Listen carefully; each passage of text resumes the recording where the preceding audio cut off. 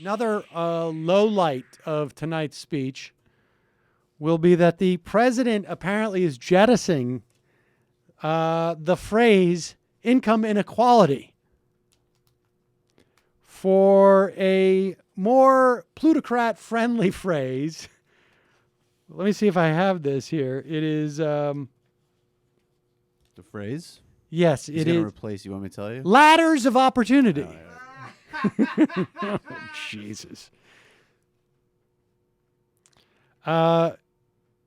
You'll recall back in December, he had a speech on income inequality.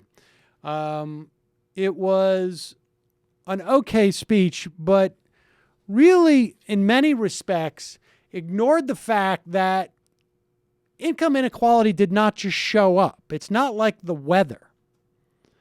It is a function of our government's failure on several fronts. The primary one, of course, being stagnant wages and a sort of an absence of a real desire to achieve full employment. The primary cause of stagnant wages in this country has been the weakening of private sector unions. I mean, we've also seen, on a federal level, we haven't seen enough to promote more federal employment. We are down in a deficit of nearly 1.5 million federal jobs, but that's just since 2008. But it is the government that empowers corporations, and it is the government that empowers unions. And as corporations amass more power, more money, and the ability to unionize gets weaker and weaker,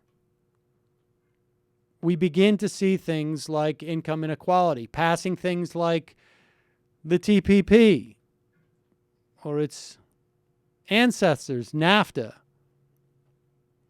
and GATT also hurt American workers.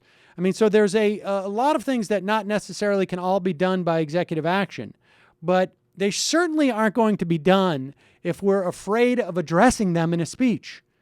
And we'll only talk about ladders of opportunity.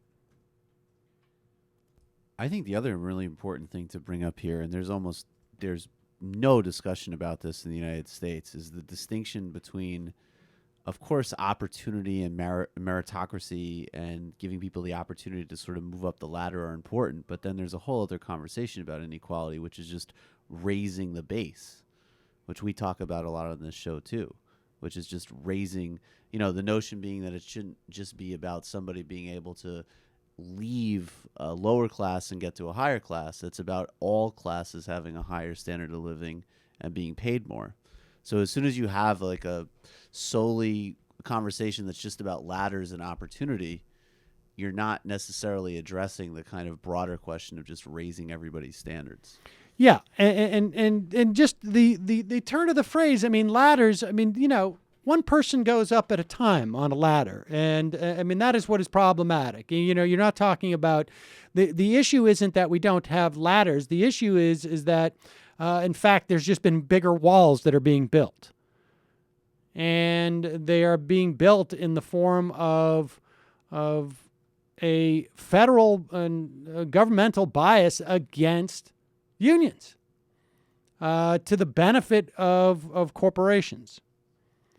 But the president is concerned that he will be seen as a class warrior if he talks about inequality, which is fairly stunning. I think I mentioned this. I don't want to be a Nazi. Yeah, exactly. We don't want Crystal Nacht here.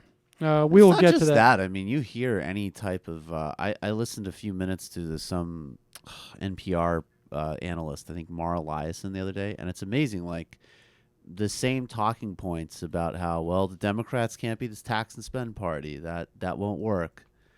It's as if we're like in some type of fossilized time frame in the 1980s with these people.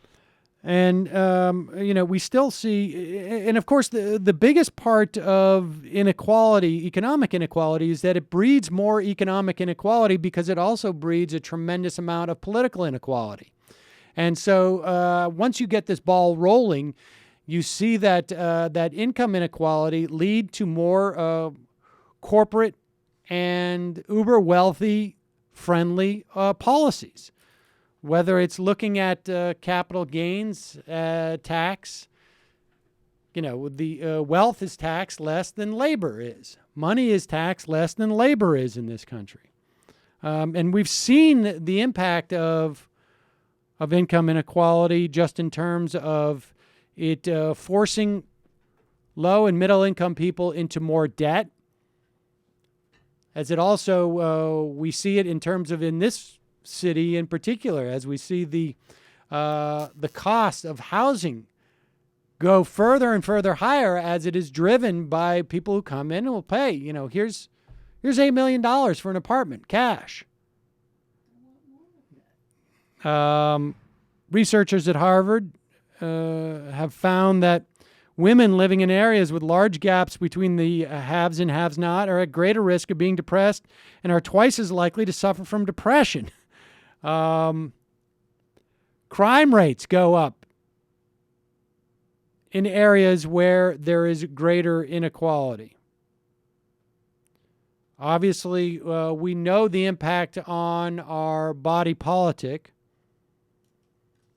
And it hurts long-term economic growth. So there's all sorts of reasons for this, for why we need ladders of opportunity in this country, apparently.